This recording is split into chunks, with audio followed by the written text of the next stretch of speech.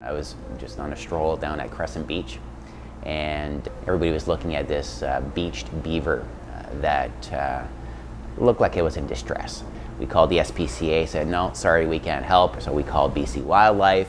After about 6 of these calls, finally got a hold of Critter Care, and in less time than it took me to get a hold of them, they made their way to Crescent Beach from Langley.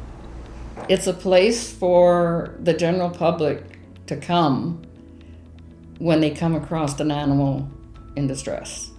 Because if we weren't here, there's no place else to take them. We're the only mammal organization in southern British Columbia that just rehabs our native mammals. It's nice to know there's somebody's helping these little ones. They definitely fill in a big void. Right. Otherwise, what's going to happen? Yeah. If Critter Care did not exist, 2,000 animals a year would die on top of what already does. So if you add that over 35 years, it's a lot of animals I've saved. The animals are suffering out there because mankind and fires are taking away their habitat, and that's just not right. And unfortunately, when they start doing all this building, it always seems to be in baby season. You know, mama bear gets either euthanized or hit by a vehicle. The little cub is now orphaned or injured or both. Mammals need to be nurtured when they're small, and so the interns nurture them until they're weaned, and then that contact diminishes. They're just cleaned and fed. They have to hate us when they leave.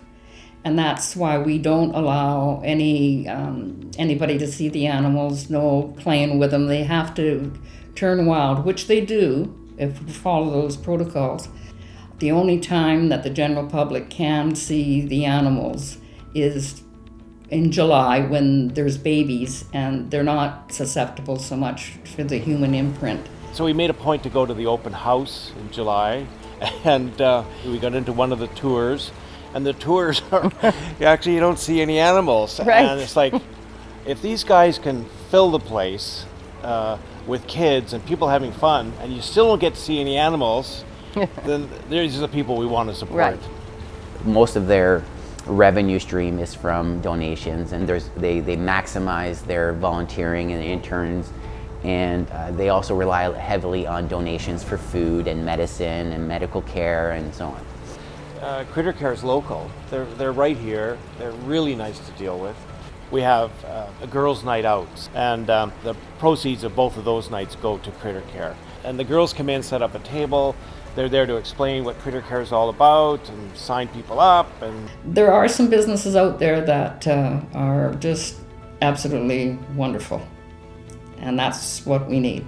Without the donors, we wouldn't be able to operate, right? Critter Care wouldn't exist. We may not say it enough, we try to say it, but we are so grateful for them because we would not be here without them, literally.